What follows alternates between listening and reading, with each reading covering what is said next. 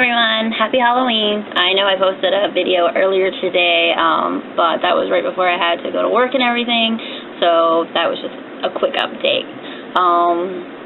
This is my video for today. I did play more of Assassin's Creed when my camera died from last time. I didn't know it had died until I looked over at it and I saw it wasn't on anymore, so I'm sorry about that, guys.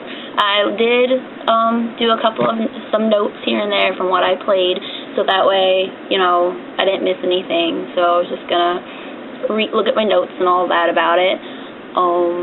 I do want to say that there is a really big difference in how everything runs in Assassin's Creed Black Flag. A lot of things are just smoother, everything flows better. It really is definitely improved a lot compared to Assassin's Creed 3. So I really like that a lot from the game. One of the pluses is no cutscenes when you loot chests. If you guys remember Assassin's Creed 3, anytime you opened one of the locked chests, there was a cutscene of Connor opening the chest, and it was just really stupid in my opinion. In this one, nope, no cutscenes, just opens, and your character briefly pauses, but other than that, nothing really happens, so that is a definite plus.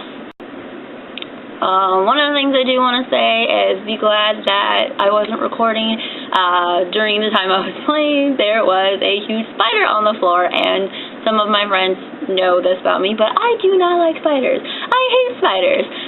So when I saw it, I kind of screamed, and I was very thankful that it wasn't recorded, and so none of you will go deaf. Thank God for that, right? Let's see. I noticed in the previous video, not the sneak peek one, the short one, but in the one where I'm talking about the game,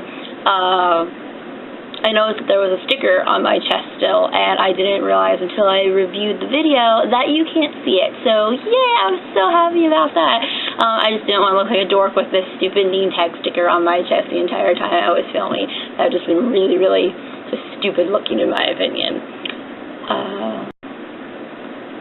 One of the things that I'm so happy about, and that is just from, messing around in the game, is they added a meter when you are underwater when you're swimming, so that way you know when your breath is almost gone. That is just so much more helpful. I was so happy when I went and did some secret diving underwater, and all of a sudden a little meter just appears on the screen, and it just slowly ticks away as you're holding your breath the longer you're underwater. And the good thing is the moment you release that button, the B button I believe it is, the moment you release the B button, the meter disappears, and then you can just instantly dive back down, and the meter's refilled.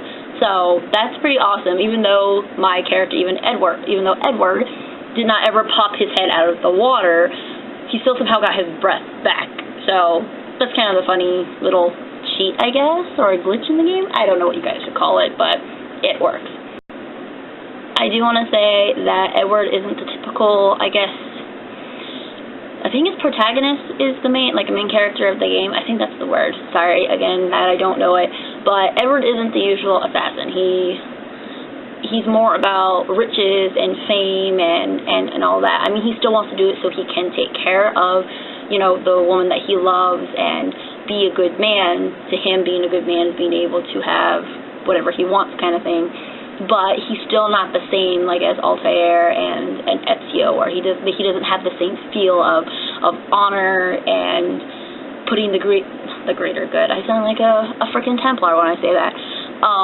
Basically putting his wants and needs after what the people need. So this is kind of a new thing with him. So I don't know exactly how I feel about playing Edward. I'm used to being basically goody two-shoes. Yeah, killing's not goody two-shoes. No, that's completely wrong. But compared to when we played Altair and Ezio, it just doesn't have the same feel to it. So I don't have really a opinion as of right now about Edward. So I will get back to that. But as of right now, I just noticed that there's a big difference between the previous main characters in the Assassin's Creed games versus Edward. So that's going to be interesting how this plays out. The little sidekick, I think his name is Stede Bonnet. the moment you see him, he's really, really creepy. Like, really creepy. Like, I'll kidnap your kids and do wicked, wicked things with them kind of creepy. It's just really, really weird. Still don't have a feel about him, about, you know, who he might be. Is he like a, helper to the assassins? Is he just comedy relief? I don't know. All I know is that he just gives me a creepy feeling. So, but that could just be me being a typical girl about stuff. So, don't know about that one. One of the things that they improved about was when you were climbing heights. I don't know if some of you have this problem, but when Ezio and Altair would be on the side of a building and you were, what is it called? When guards saw you doing that and everything, you couldn't move the camera to see who was looking at you or who was attacking you or anything like that. Like, the camera was just stuck right there in the wall, and you couldn't really do anything. In this one, you have a little bit more. I mean, you can't see completely. Like, if you're hanging off the wall, you can't, like, turn completely around, but you do have enough to where it's believable that if you were hanging off the side of a building, you could see at least this much, and you could see peripheral vision to see who or where they're shooting you from. So that really helps out a lot now. So that improvement I definitely give a thumbs up about. One of the things that they still have is when you skip cutscenes, there's load screens.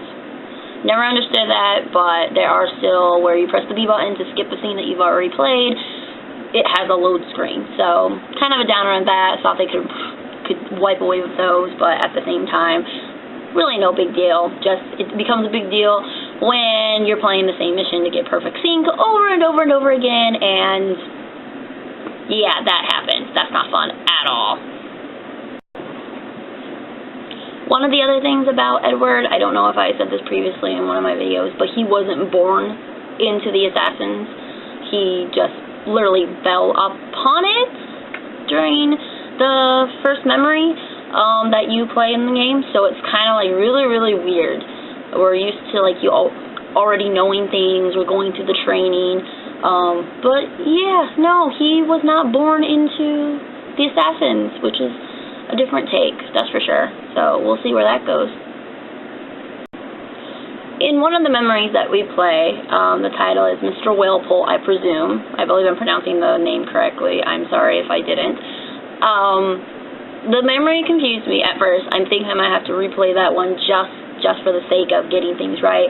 But it bounces back and forth what you are playing, what you are, a Templar, an assassin, a Templar, an assassin. It's not until the very end you realize who you're with, and I'm not going to say who, but it's just, it was really confusing for me at first. So I literally had to replay the memory to understand all the conversations that were going on, because like I said, it makes it sound like you are an assassin, and it makes it sound like you're a Templar. So I wasn't exactly sure with that, but kind of confusing. I mean, props for those of you who were able to follow the story, but for me, there was just too much conversation, and too many times that assassin and Templar kept being thrown around, so that kind of was confusing for me.